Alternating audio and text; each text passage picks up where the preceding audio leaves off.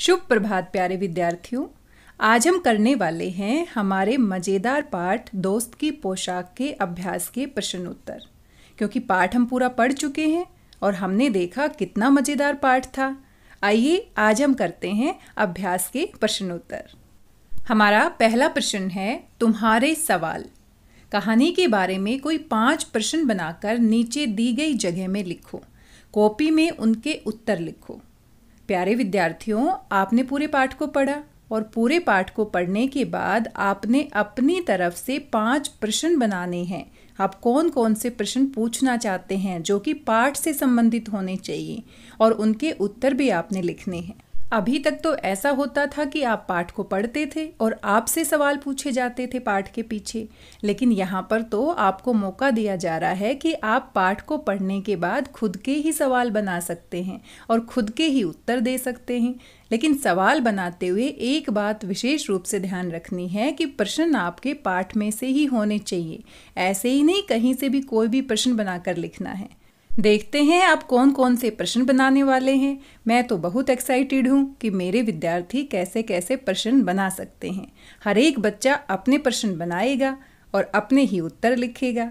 यहाँ पर कुछ प्रश्न दिए जा रहे हैं जो पाठ में से अपने आप बनाए गए हैं। आपको भी इसी तरह के नए प्रश्न बनाने हैं। सबसे पहला प्रश्न है, नसरुद्दीन किससे मिलकर बहुत खुश हुआ? उत्तर में आप लिख सकते हैं क्योंकि पाठ आपने पढ़ा है। नसरुद्दीन अपने पुराने मित्र जमाल साहब से मिलकर बहुत खुश हुआ। दूसरा प्रश्न पाठ में से हम बना सकते हैं, जमाल साहब ने घूमने जाने से क्यों मना कर दिया? उत्तर आप लिख सकते हैं, जमाल साहब ने घूमने से मना कर दिया क्योंकि उनकी पोशाक मामूली सी थी। उनके पास साधारण से कपड़े थे, अच्छी ड्रेस नहीं थी उनके पास। तीसरा सवाल आप बना सकते हैं, नसरुद्दीन ने अपने पड़ोसी को जमाल साहब की पोशाक के बारे में क्या बताया? नसरुद्दीन ने अपने पड़ोसी से कहा कि जमाल साहब ने मेरी अचकन पहन रखी है। इसी तरह से आप भी नए नए प्रश्न बना सकते हैं जो पाठ को पढ़ने के बाद आपके दिमाग में आ रहे हैं और उनका उत्तर भी आप दे सकते हैं। चौथा प्रश्न हम बना सकते हैं, नसरुद्दीन ने हुसैन साहब से क्या कहा? उत्तर में हम लिख सकते हैं, नसरुद्दीन ने हुसैन साहब से कहा, जमाल साहब मेरे पुराने मित्र हैं, उन्होंने जो अचकन पहनी है वो उनकी अपनी है। पांचवा प्रश्न है, जमाल साहब ने नसरुद्दीन को क्या समझाया था? जमाल साहब ने नसरुद्दीन को समझाया था कि पोशाक के बारे में कुछ न कहना ही अच्छा है। इस प्रकार से पूरे पाठ में से हमने खुद के 5 प्रश्न बना दिए हैं। प्यारे विद्यार्थियों, आपके दिमाग में कोई नया प्रश्न आ रहा है जो आप पाठ में से अपनी मर्जी से बना सकते हैं, आप मुझे मैसेज करके बता सकते हैं। मुझे आपके मैसेजेस का इंतज़ार रहेगा। मैं देखना चाहती हूँ कितने अच्छे अच्छे प्रश्न आप बना सकते हैं। अगला हमारा प्रश्न है, तुम्हारी बात।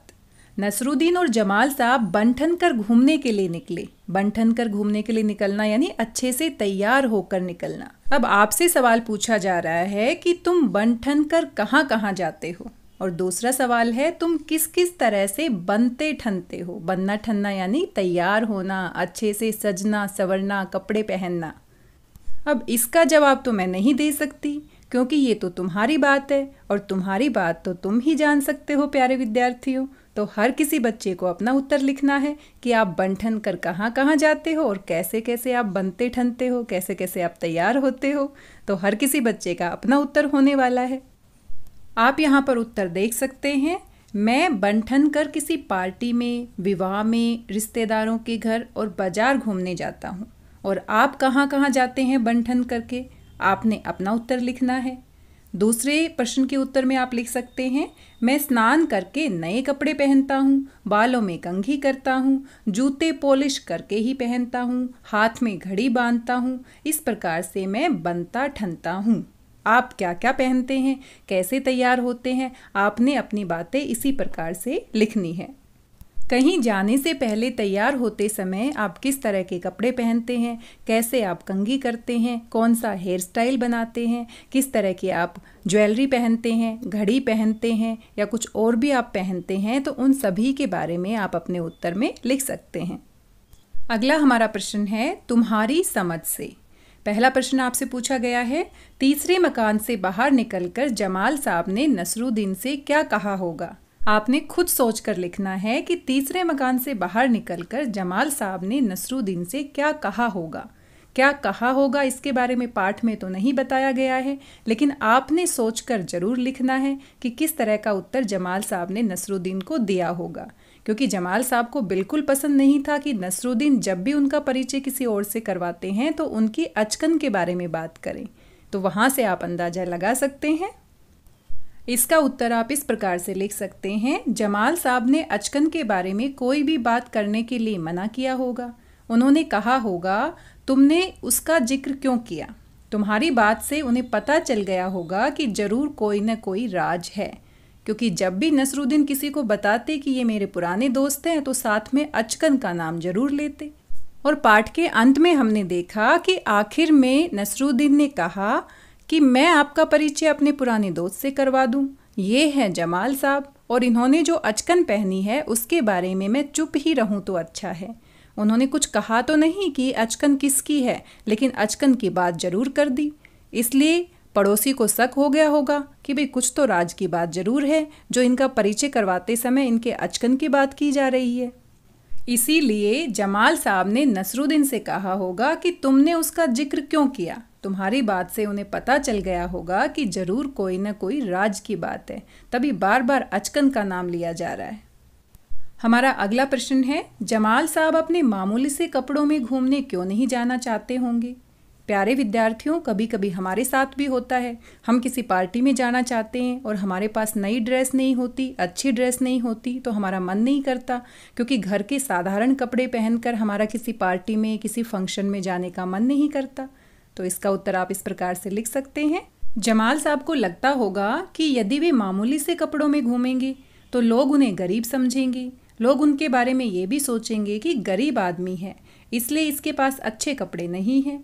ऐसा भी हो सकता है कि लोग उन्हें नसरुद्दीन का नौकर ही न समझ ले। अतः जमाल साहब अपने मामूली से कपड़ों में घूमने नहीं जाना चाहते थे।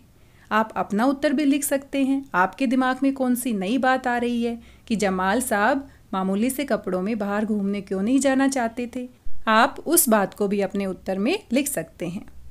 हमारा अगला प्रश्न है, नसरुद्दीन अपनी अचकन के बारे में हमेशा क्यों बताते होंगे?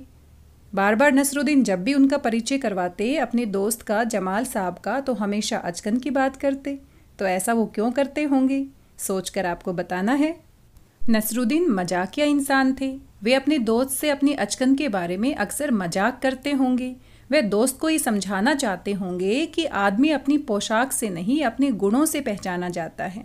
इसीलिए वो सिर्फ मजाक के तौर पर उनकी अचकन की बात कर रहे होंगे। लेकिन जमाल साहब को उनकी ये बात पसंद नहीं आई, इसलिए वो बात बात पर नाराज़ हो जाते हैं।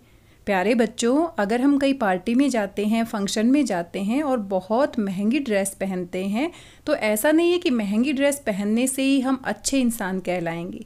अगर हम बहुत ज़्यादा अच्छे इंसान हैं, गुणी व्यक्ति हैं, हमारे अंदर बहुत अच्छी अच्छी बातें हैं, तो भी हम अच्छे इंसान होते हैं और कहीं पर भी जाते हैं तो हर व्यक्ति हमारा सम्मान करता है। सिर्फ अच्छी ड्रेस पहनने से ही हम अच्छे नहीं बनते हैं, बल्कि अच्छे गुणों से हम अच्छे बनते हैं। अगर हमारे अंदर अच्छे गुण हैं तो हर व्यक्ति हमें किसी भी पार्टी में, किसी भी फंक्शन में, किसी भी शादी में हमें ज़रूर पसंद करेगा, चाहे हमने कोई महंगी ड्रेस पहनी हो या फिर कोई साधारण मामूली सी ड्रेस पहनी हो। इसलिए अपने कपड़ों को लेकर इतना नहीं सोचना चाहिए जितना कि जमाल साहब सोच रहे थे। अगला हमारा प्रश्न है, गपशप।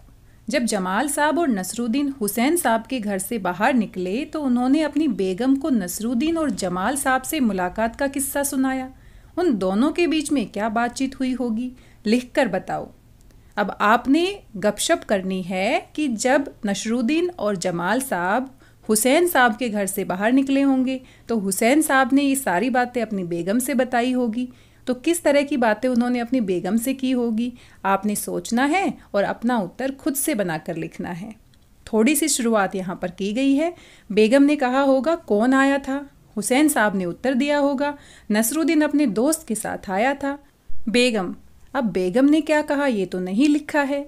अब इसका उत्तर आपने खुद सोचना है कि बेगम ने क्या कहा होगा और फिर हुसैन साहब ने क्या कहा होगा और किस तरह की बातचीत उनके बीच में हुई होगी। सभी बच्चों ने अपने दिमाग से सोचकर नए नए जवाब लिखने हैं और मज़ेदार जवाब लिखने हैं।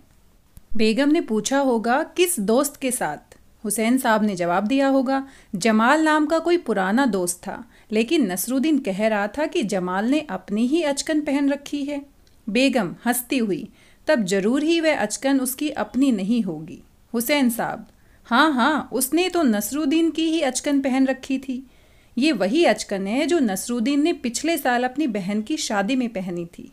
प्यारे विद्यार्थियों, इस तरह से वो बातचीत कर रहे होंगे। आप भी एक मज़ेदार बातचीत आप लिख सकते हैं। अपने उत्तर बेगम की तरफ से और हुसैन साहब की तरफ से सोचकर लिख सकते हैं। अगला हमारा प्रश्न है घूमना फिरना। नसरुद्दीन ने कहा, चलो दोस्त मोहल्ले में घूम आए। जब नसरुद्दीन अपने दोस्त से मिले, वे उसे अपना मोहल्ला दिखाने ले गए। जब तुम अपने दोस्तों से मिलते हो तब क्या क्या करते हो? अब इसका उत्तर भी आपने लिखना है। जब आपके घर पर कोई पुराना दोस्त आता है या फिर कोई भी दोस्त आता है तो आप उसको क्या क्या दिखाते हो, कहाँ कहाँ घुमाने ले जाते हो, इसके बारे में आपने अपने उत्तर में लिखना है। आप इसका उत्तर इस प्रकार से लिख सकते हैं, मैं जब अपने दोस्तों से मिलता हूँ तो उनके साथ कार्टून फिल्में देखता हूँ, खूब खाता पीता हूँ और खेलता हूँ। अगर आप अपने दोस्त के साथ पार्क में जाते हैं, पड़ोसी के घर जाते हैं, किसी गली मोहल्ले में घूमने जाते हैं तो उसके बारे में भी आप अपने उत्तर में लिख सकते हैं। हमारा अगला प्रश्न है करके दिखाओ। देखते हैं क्या करना है आपको। नीचे कुछ वाक्य लिखे हैं, तुम्हें इनका अभिनय करना है। अभिनय यानी एक्टिंग करनी है। तुम चाहो तो कहानी में देख सकते हो कि इन कामों का जिक्र कहाँ आया है। बन ठन कर घूमने के लिए निकलना, तो आपने ऐसी एक्टिंग करनी है ताकि आप बन ठन रहे हो और घूमने निकल रहे हो। घड़ों पानी पड़ना, यह एक मुहावरा है। जब हमने पाठ को पढ़ा था तब भी इसका अर्थ बताया था। घड़ों पानी पड़ना यानी लज्जित होना, शर्मिंदा होना। तो आपने ऐसी एक्टिंग करनी है जैसे कि आप लज्जित हो रहे हो, आप शर्मिंदा हो रहे हो किसी बात पर। मुंह बनाकर शिकायत करना, आपने ऐसी एक्टिंग करनी है ताकि आप मुंह बनाकर किसी की शिकायत कर रहे हो। गर्मजोशी से स्वागत करना, आपने ऐसी भी एक्टिंग करनी है, ऐसा अभिनय करना है जैसे आपके घर पे कोई मेहमान आया है या फिर आपका कोई दोस्त आया है और आप बड़े जोश के साथ उसका स्वागत करते हैं। नाराज होना, नाराज होने की एक्टिंग करनी है। देखते ही रह जाना, और कभी कभी ऐसा होता है कि किसी व्यक्ति को, वस्तु को हम सिर्फ देखते ही रह जाते हैं, लगातार उसको देखते रहते हैं, तो ऐसी एक्टिंग करके आपको दिखानी है। आप इस तरह की एक्टिंग करते हुए वीडियो भी बना सकते हैं और मुझे भेज सकते हैं। मुझे आपके वीडियोज का बेसब्री से इंतज़ार रहेगा और मैं देखना चाहती हूँ कितनी अच्छी अच्छी एक्टिंग आप इनके ऊपर कर कर दिखा सकते हैं। आप अपने घर वालों के साथ भी इस तरह की एक्टिंग कर सकते हैं, अपने दोस्तों के साथ भी इस तरह की एक्टिंग कर सकते हैं। अभिनय करना यानी एक्टिंग करना। अगला हमारा प्रश्न है घड़ों पानी पड़ना। अब घड़ों पानी पड़ना ये तो मुहावरा है। नसरुद्दीन की बात सुनकर जमाल साहब पर तो मानो घड़ों पानी पड़ गया। जमाल साहब लज्जित हो गए, शर्मिंदा हो गए। उनको ये बात अच्छी नहीं लगी कि नसरुद्दीन अपनी अचकन की बात कर रहे हैं। घड़ों पानी पड़ना एक मुहावरा है। इसका क्या मतलब हो सकता है, पता लगाओ। तुम इसका मतलब पता करने के लिए अपने साथियों या बड़ों से बातचीत कर सकते हो या शब्दकोश देख सकते हो। शब्दकोश को इंग्लिश में कहते हैं डिक्शनरी। जैसे इंग्लिश की डिक्शनरी होती है वैसे ही हिंदी का भी शब्दकोश होता है।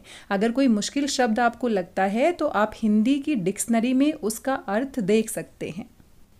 घड़ों पानी पड़ना यानी शर्मिंदा होना, लज्जित होना।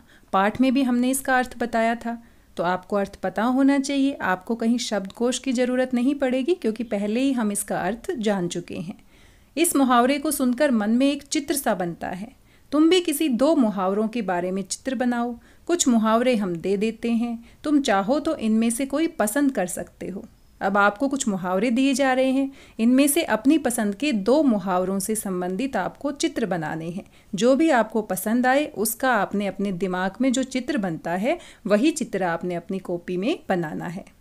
सिर मुड़ाते ही ओले पड़ना, ऊंट के मुंह में जीरा, दिया तले अंधेरा, ईद का चांद, ये सभी मुहावरे हैं। आप इनके अर्थ का पता लगाइए और मैसेज करके मुझे बताइए इन मुहावरों का क्या अर्थ होता है। साथ में आप दो अपनी पसंद के मुहावरों के चित्र बना सकते हैं। यहाँ आप देख सकते हैं ऊंट के मुंह में जीरा, यानी जिसको ज़्यादा आवश्यकता होती है उसको कम वस्तु देना। अब ऊंट इतना बड़ा होता है, अगर उसको खाने के लिए हम जीरा देंगे तो क्या उसका पेट भर पाएगा? नहीं भर पाएगा। दूसरा मुहावरा है, हमने चित्र बनाया है, दिया तले अंधेरा। जो दीपक होता है अगर उसके नीचे हम देखें तो अंधेरा होता है लेकिन सबको वो रोशनी देता है। यानी जो महान पुरुष होते हैं वो बहुत गुणवान होते हैं, वो दूसरों को रोशनी देते हैं, अपने बारे में नहीं सोचते हैं। इसी तरह से आपको जो मुहावरा पसंद आता है उसका आपको चित्र बनाना है और साथ में उसके अर्थ का भी पता लगाना है। अगला हमारा प्रश्न है, कौन है कैसा? नसरुद्दीन एक भड़कीली अचकन निकाल कर लाई। भड़कीली यानी चमकीली, जिसके रंग बहुत तीखे होते हैं और बहुत चमकदार होती है। भड़कीली शब्द बता रहा है कि अचकन कैसी थी, यानी अचकन की विशेषता क्या है कि वो चमकदार थी, भड़कीली थी। कहानी में ऐसे ही और शब्द छांटो जो किसी के बारे में कुछ बताते हो। उन्हें छांटकर नीचे दी गई जगह में लिखो। देखें कौन सबसे ज़्यादा ऐसे शब्द ढूंढ पाता है। जिस प्रकार से अचकन के बारे में बताया गया है कि वह भड़कीली थी, वैसे ही पूरी कहानी को आपने दोबारा से पढ़ना है और ढूंढना है कि कौन कौन से ऐसे शब्द हैं जिनके बारे में कुछ बताया जा रहा है। उदाहरण के लिए, पुराना दोस्त, दोस्त के बारे में बताया जा रहा है कि दोस्त कैसा है, पुराना है। वैसे ही आपने पूरी कहानी में से इस तरह के शब्दों को छांटना है और यहाँ पर लिखना है। भड़कीली, पुराना जैसे शब्द किसी के बारे में कुछ खास या विशेष बात बता रहे हैं, इसलिए इन्हें विशेषण कहते हैं। प्यारे विद्यार्थियों, जो शब्द किसी व्यक्ति वस्तु के बारे में कोई खास बात बताता है या विशेष बात बताता है तो उसको हम विशेषण कहते हैं। अब जैसे मैं एक वाक्य का प्रयोग करूं, मेरी कक्षा बहुत अच्छी है, तो मैंने यहाँ पर कक्षा के बारे में क्या बताया है, बहुत अच्छी। मेरे विद्यार्थी बहुत बुद्धिमान हैं, तो मैंने अपने विद्यार्थियों के बारे में क्या बताया है, बहुत बुद्धिमान। इसलिए जो शब्द किसी वस्तु के बारे में कुछ खास या विशेष बात बताते हैं उनको हम हिंदी भाषा में विशेषण कहते हैं। पाठ में से ढूंढकर हम इस तरह से लिख सकते हैं, मामूली सी पोशाक। पोशाक के बारे में क्या बात बताई गई है कि पोशाक हमारी मामूली सी है। खास दोस्त, दोस्त के बारे में क्या बात बताई गई है कि दोस्त हमारा कैसा है, खास है। इसी प्रकार से आपने भी बहुत सारे ऐसे शब्द खोजने हैं और साथ में यहाँ पर लिखने हैं। अगला हमारा प्रश्न है, पास पड़ोस। पड़ोस के घर में जाकर नसरुद्दीन पड़ोसी से मिले। तुम अपने पड़ोसी बच्चों के साथ बहुत से खेल खेलते हो, पर क्या तुम उनके परिवार के बारे में जानते हो? चलो दोस्तों के बारे में और जानकारी इकट्ठी करते हैं। यदि तुम चाहो तो उनसे ये बातें पूछ सकते हो। घर में कुल कितने लोग हैं, उनके नाम क्या हैं, उनकी आयु क्या है, वे क्या काम करते हैं। आयु यानी उम्र, उनकी क्या उम्र है, वे कितने साल के हैं। इस सूची में तुम अपने मन से बहुत से सवाल जोड़ सकते हो। प्यारे विद्यार्थियों, आपके बहुत सारे दोस्त होंगे जो आपके घर के पड़ोस में रहते हैं, लेकिन आप अपने दोस्तों के साथ तो खेलते हैं, उनसे तो बहुत बातें करते हैं, लेकिन उनके परिवार के बारे में ज़्यादा नहीं जानते हैं। तो अब जब आप अपने दोस्तों से मिलोगे, उनके साथ खेलोगे, तो इस तरह से आप उनसे सवाल पूछ सकते हो कि आपके घर में कितने लोग हैं, उनके नाम बताओ, उनकी क्या उम्र है, वे क्या क्या काम करते हैं। और साथ में कोई नया सवाल अगर आपके मन में आता है तो वो भी आप अपने दोस्तों से पूछ सकते हो। इस तरह से आप अपने दोस्तों के परिवार के बारे में भी बहुत सारी बातें जान जाओगे। इस प्रश्न का उत्तर हर किसी बच्चे ने अपना खुद से लिखना है, क्योंकि आपके दोस्तों से बात कौन करेगा, आप करेंगे, मैं तो नहीं कर सकती हूँ। तो जो जवाब आपके दोस्त देंगे वही जवाब आपने अपने उत्तर में लिखना है। और मुझे पूरा विश्वास है कि आप बहुत अच्छा उत्तर लिखने वाले हैं। आइए अगला प्रश्न देखते हैं, शब्दों का हेर फेर। दो शब्द यहाँ पर आप देख पा रहे हैं, झूठा और जूठा। एक में हमने झ का प्रयोग किया है, एक में हमने ज का प्रयोग किया है। इन शब्दों को बोल कर देखो, ये मिलती जुलती आवाज वाले शब्द हैं, झूठा, जूठा। जरा से अंतर से ही शब्द का अर्थ बदल जाता है। झूठा यानी जो झूठ बोलने वाला होता है, और जूठा यानी जो खाना किसी और का खाया हुआ होता है, उसको हम क्या कहते हैं, जूठा। नीचे इसी तरह के कुछ शब्दों के जोड़े दिए गए हैं, इन सब के अर्थ अलग अलग हैं। इन शब्दों का वाक्यों में प्रयोग करो। सबसे पहले तो आपको इनको अच्छे से उच्चारण करना है। घड़ा, गड़ा, घूम, झूम, राज, राज, फन, फन, सजा, सजा, खोल, खोल। अब इन शब्दों का प्रयोग करते हुए आपने एक एक वाक्य बनाना है ताकि हम इनके अलग अलग अर्थ को समझ सकें। उदाहरण के लिए, घड़ा, मटका जो कुम्हार बनाता है, कुम्हार घड़ा बनाता है। गड़ा, सुनार ने हार गढ़ा यानी बनाना। घूम, बूढ़े पार्क में घूम रहे हैं। झूम, बच्चे पार्क में डांस करके झूम रहे हैं। घूमना यानी पैरों से चलते हुए घूमना और झूमना यानी नाचना, खुश होना। राज, भारत में अंग्रेजों का राज रहा है। राज यानी शासन, शासन करना। अंग्रेजों ने काफ़ी सालों तक हमारे भारत पर राज किया था। और राज, यहाँ पर ज के नीचे नुक्ता लगा है, बिंदु लगा है। घर के राज कहीं नहीं बताने चाहिए। राज यानी सीक्रेट, ऐसी बातें जो हमारे घर की बातें हैं, हमें किसी और को अपने राज नहीं बताने चाहिए। फन, जोकर अपने फन में माहिर होता है। फन यानी ऐसे कार्य करना जिससे लोगों को हंसी आए, ऐसे करतब दिखाना जो लोगों को अच्छे लगे। जैसे जोकर बहुत सारे फन करता है जो हमें देखने में बहुत अच्छे लगते हैं। और दूसरा शब्द है जो फन की तरह ही बोला जाता है, फन। हमले से पूर्व सांप अपना फन उठाता है। सांप का जो फन होता है उसको हम फन कहते हैं। और जो ऊपर वाला नुक्ता वाला फन है उसका मतलब होता है करतब दिखाना। अगला हमारा शब्द है सजा। दीपावली में सारा शहर सजा होता है। सजा यानी सजाना। और दूसरा है सजा, यहाँ पर नुक्ता लगा है। चोरी करने पर सजा हो जाती है। तो दोनों का अलग अलग अर्थ है और थोड़ा सा बोलने में अंतर आता है। अगला हमारा शब्द है खोल। खोल यानी खोलना। दुकानदार ने दुकान खोल दी। और दूसरा शब्द है खोल। गुस्से के कारण रमन का खून खोल गया। खोलना मतलब उबलना। गुस्से के कारण ऐसे लग रहा था जैसे रमन का खून बिल्कुल उबल रहा है, बहुत ज़्यादा गुस्से में है। तो इस तरह से ये शब्द हमें एक जैसे दिखाई देते हैं, बोलने में भी लगभग एक जैसे होते हैं, लेकिन इनका अर्थ अलग अलग होता है। वाक्य में प्रयोग करने के बाद हमने इनके अलग अलग अर्थ को देखा। इस तरह से प्यारे विद्यार्थियों, हमने पूरे पाठ के अभ्यास के प्रश्न उत्तर डिस्कस कर लिए हैं। आशा करती हूँ आपको अच्छे लगे होंगे और साथ में समझ भी आए होंगे। वीडियो कैसा लगा फीडबैक ज़रूर दीजिएगा। आप मुझे मैसेज करके बता सकते हैं आपको वीडियो कैसा लगा। साथ में मिलते हैं अगले वीडियो में एक नए पाठ के साथ। तब तक स्वस्थ रहिए, व्यस्त रहिए, मस्त रहिए और मज़े से पढ़ते रहिए। मेरी भाषा हिंदी भाषा परिवार से जुड़ने के लिए आप सभी का धन्यवाद। बहुत बहुत धन्यवाद।